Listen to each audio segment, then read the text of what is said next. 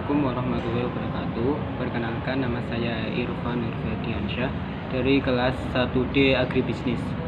Di sini saya akan memaparkan mengenai tugas UTS dari mata kuliah agama mengenai rukun iman, hakikat manusia, dan ihsan sebagai manifestasi keimanan. Untuk pemaparan materi pertama dan kedua nanti saya akan sampaikan melalui PPT yang telah saya buat, dan untuk materi ketiga akan disampaikan langsung. Baik, sebelum memulai penjelasan materi untuk ketiga materi, marilah kita berdoa agar diberi kelancaran dan pemahaman yang baik dalam mencerna materi. Doa mulai.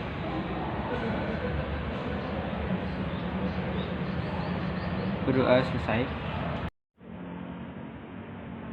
Nah, untuk materi pertama ada rukun agama. Rukun agama sendiri itu dibagi menjadi 3.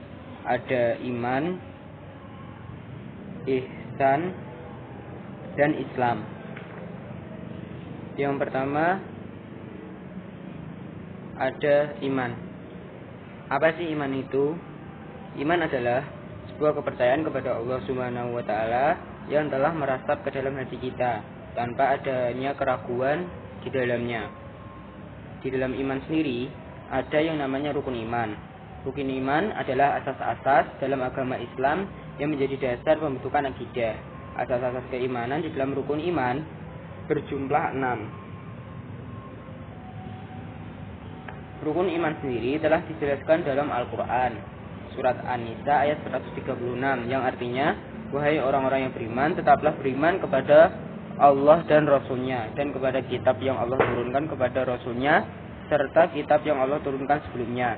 Barang siapa yang kafir kepada Allah, malaikat-malaikatnya, kitab-kitabnya, rasul-rasulnya, dan hari kemudian, maka sesungguhnya orang itu telah tersesat sejauh-jauhnya. Yang rukun iman yang pertama ada iman kepada Allah, yaitu mempercayai bahwa Tuhan kita adalah Allah, pencipta alam semesta. Yang kedua adalah iman kepada malaikat. Iman kepada malaikat yang artinya mempercayai malaikat adalah makhluk ciptaan Allah yang benar-benar ada, yang diciptakan dari nur atau cahaya. Yang ketiga adalah iman kepada kitab-kitab Allah. Artinya percaya bahwa Allah telah menurunkan kitab-kitabnya ke bumi, dan salah satunya yaitu berupa Al-Quran. Yang selanjutnya, keempat, ada iman kepada Rasul, yang artinya mempercayai bahwa Rasulullah adalah utusan Allah. Sebagai utusan Allah, Rasul bertugas meneruskan kabar dan perintah Allah. Yang kelima, ada iman kepada hari kiamat, mempercayai bahwa hari kiamat itu ada. Dan yang keenam adalah percaya kepada qada dan qadar, yaitu percaya pada ketetapan Allah sejak sebelum alam semesta terbentuk atau rencana. Sementara qadar berarti ketetapan yang berupa takdir, yaitu memiliki arti bahwa muslim harus percaya dengan rencana dan takdir Allah.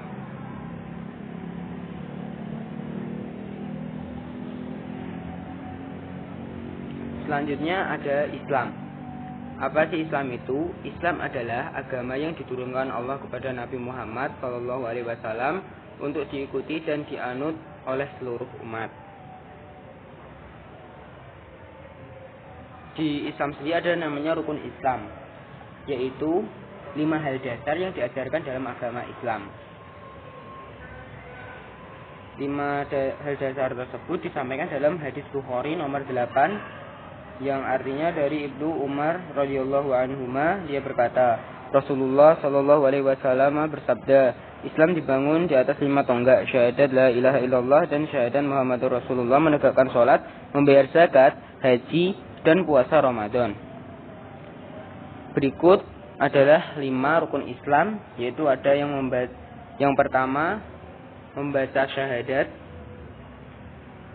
yang artinya setiap muslim wajib membaca syahadat. Begitu juga orang yang masuk Islam perlu diawali dengan syahadat.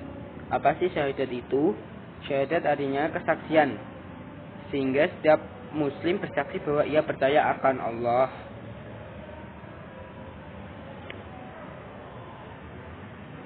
Yang kedua, mengerjakan sholat. Salat adalah rukun Islam yang kedua yang merupakan kewajiban bagi seluruh umat muslim, yaitu terbagi menjadi salat 5 waktu: subuh, zuhur, asar, maghrib, isya. Yang ketiga ada membayar zakat. Rukun Islam yang ketiga adalah membayar zakat. Zakat itu artinya berbagian tertentu dari harta yang wajib dikeluarkan oleh muslim apabila telah mencapai syarat yang ditetapkan.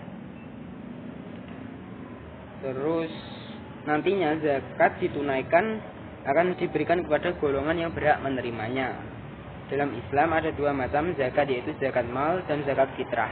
Zakat mal adalah zakat yang dikenakan atas segala jenis harta, sementara zakat fitrah adalah zakat yang diwajibkan atas setiap jiwa, baik itu laki-laki maupun perempuan, yang biasanya itu dibayarkan saat bulan Ramadan menjelang Idul Fitri.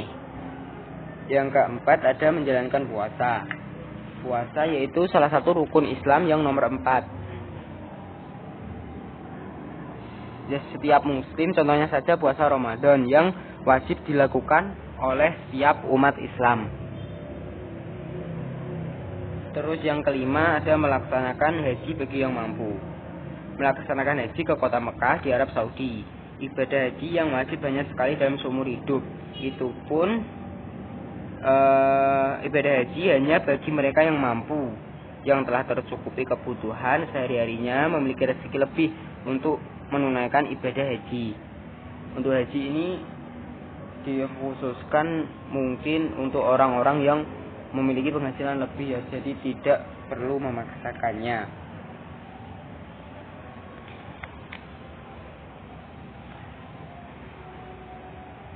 Selanjutnya ada ihsan. Apa sih ihsan itu? Ihsan itu berasal dari kata husna yang artinya berbuat baik. Ihsan itu meliputi 3 aspek atau 3 hal yang menjadi pokok bahasan dalam ihsan. Yang pertama ada ibadah, muamalah, dan akhlak. Nah, kita berkewajiban ihsan dalam beribadah, yaitu dengan menunaikan semua jenis ibadah, termasuk ibadah sholat, puasa wajib, haji, dengan cara yang benar, dengan sesuai syarat, rukun, sunnah, dan juga adab-adabnya. Dapat ditunaikan oleh seorang hamba kecuali jika pelaksanaan ibadah-ibadah tersebut ia dipenuhi oleh cita rasa yang sangat kuat untuk menikmatinya, juga dengan kesadaran penuh bahwa Allah senantiasa melihatnya dan senantiasa mengamatinya. Yang kedua, bentuk ihsan itu ada muamalah. Contoh-contoh muamalah adalah berbuat ihsan kepada orang tua, ihsan kepada anak yatim, ihsan kepada fakir miskin, ihsan perlakuan dan ucapan baik kepada sesama manusia, ihsan dan berperilaku baik kepada binatang. Nah, yang ketiga ada akhlak. Ihsan dalam akhlak ialah atau berarti berbuat buah dari ibadah baik dan muamalah. Seorang akan mencapai derajat ihsan akhlak jika ia melakukan ibadah sebagaimana yang diharapkan oleh Rasulullah melalui tuntunan-tuntunannya. Nah, terima kasih. Itu merupakan video pertama mengenai rukun agama yang meliputi 3, ada iman, Islam, dan ihsan.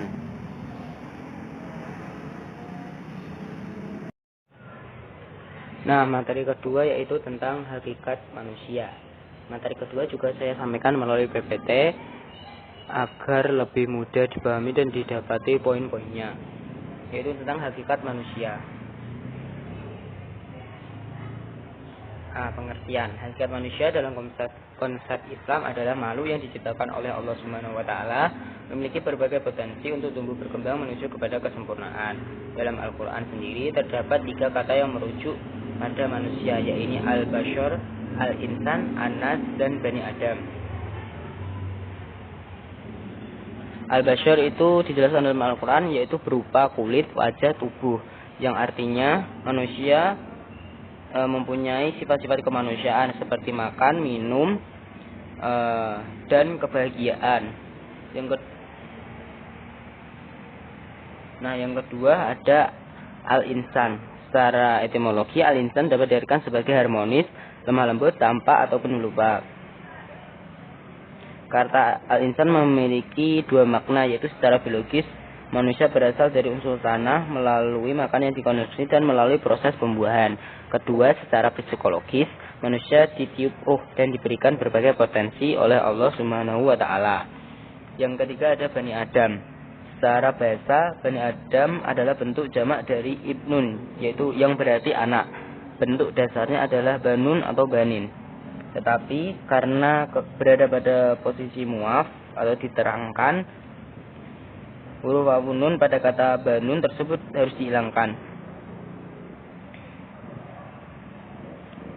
Dapat diartikan juga keistimewaan itu meliputi fitrah, keagamaan, peradaban, dan kemampuan untuk memanfaatkan alam.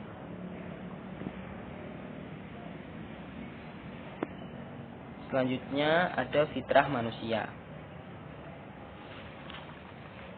Menurut Mustafa dalam kitabnya Tafsir Al-Maraghi mengatakan bahwa fitrah adalah sebagai kondisi penciptaan yang mempunyai kecenderungan untuk menerima kebenaran. Secara fitri, manusia cenderung dan berusaha mencari serta menerima kebenaran walaupun hanya bersemayam dalam hati. Maka sesungguhnya fitrah merupakan wujud abstrak yang membutuhkan aktualisasi. Bentuk aktualisasi fitrah sesungguhnya adalah ibadah dengan berbagai bentuk, termasuk ibadah sholat, ibadah puasa, dan lain sebagainya. Selanjutnya ada tujuan diciptakan manusia. Yang pertama atau yang paling utama yaitu untuk beribadah kepada Allah Subhanahu wa taala.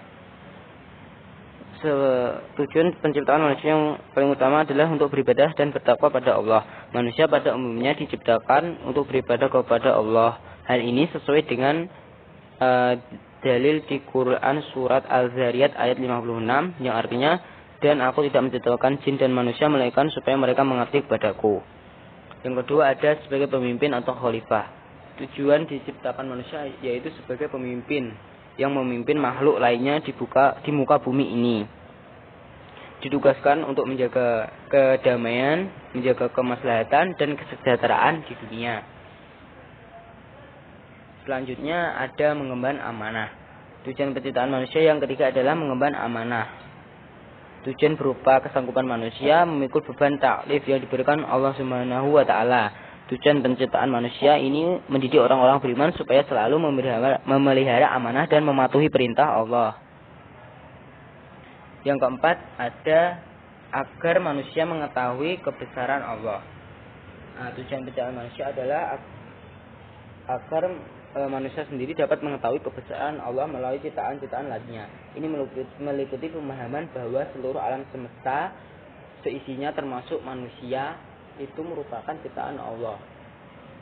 Penciptaan manusia sendiri agar manusia tahu bahwa maha besar Allah atau kebesaran Allah.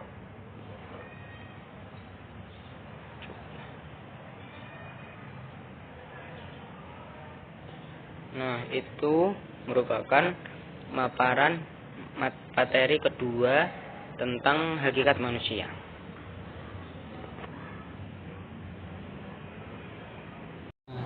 Selanjutnya untuk materi ketiga yaitu ihsan sebagai manifestasi keimanan. Kita mulai dari pengertian manifestasi. Apa sih itu manifestasi? Manifestasi itu bisa berupa merealisasikan dari bentuk non fisik menjadi fisik. Misalnya dari pemikiran menjadi sebuah tindakan, pemikiran cita-cita menjadi sebuah tindakan yang cita-cita. Itu merupakan pengertian dari manifestasi, yaitu berupa suatu tindakan yang merealisasikan pemikiran menjadi sebuah kenyataan. Sedangkan ihsan dalam bahasa berarti bisa berupa kebaikan, kemurahan hati, keindahan, dan lain sebagainya. Ihsan merupakan suatu perbuatan yang berdasarkan kebaikan dan dilandaskan atas ikhlas. Nah, ciri ihsan sendiri itu ada ketakwaan kepada Allah, kualitas ibadah, sadar akhirat, konsisten atau memiliki sikap istiqomah, dan punya perilaku empati atau rendah hati. Jadi ciri-ciri seorang yang memiliki sikap ihsan itu pertama ada mempunyai rasa takut dan percaya kepada Allah Subhanahu wa taala. Selain itu juga memiliki rasa empati, rasa baik di dalam hati, dan rasa ingat bahwa dunia ini sementara dan tujuan hidup di dunia ini hanya untuk kepentingan akhirat semata. Selain itu, ihsan ciri-cirinya juga seorang yang beribadah. Nah, yang manifestasi ihsan itu dibagi menjadi dua. Ada manifestasi ihsan dalam beribadah dan dalam kehidupan sehari-hari. Untuk dalam beribadah itu manifestasi dibagi menjadi 3 golongan. Ada orang yang menunaikan ibadah semata-mata hanya untuk menggugurkan kewajiban. Ada yang melakukan ibadah seolah-olah dia itu melihat Allah. Dan yang ketiga yaitu melakukan ibadah seolah-olah dia itu dilihat oleh Allah. Nah, yang selanjutnya, pembagian selanjutnya ada manifestasi Islam dalam kehidupan sehari-hari. Banyak tindakan atau sebuah penerapan tentang perilaku ihsan dalam kehidupan sehari-hari yang harusnya didasarkan kepada niatnya, kepada ikhlas kepada Allah Subhanahu wa taala. Yaitu beberapanya ada, yang pertama ada bersedekah, yang kedua berperilaku jujur, jadi mengucapkan sesuatu itu sesuai dengan kebenaran dan kenyataan yang ada. Yang ketiga ada berbakti pada orang tua, berbakti pada guru, merupakan suatu tindakan yang ihsan juga. Yang keempat mempunyai sikap toleransi, bisa toleransi antar suku, bangsa, agama, budaya, karena Islam juga mengajarkan toleransi dan menghargai sesama. Terus ada memaafkan orang dan juga menggemban amanah yang diberikan kepada kita. Nah, dari ketiga materi yang sudah saya sampaikan mengenai rukun agama, hakikat manusia, dan manifestasi Islam, saya kira sudah cukup. Wassalamualaikum warahmatullahi wabarakatuh.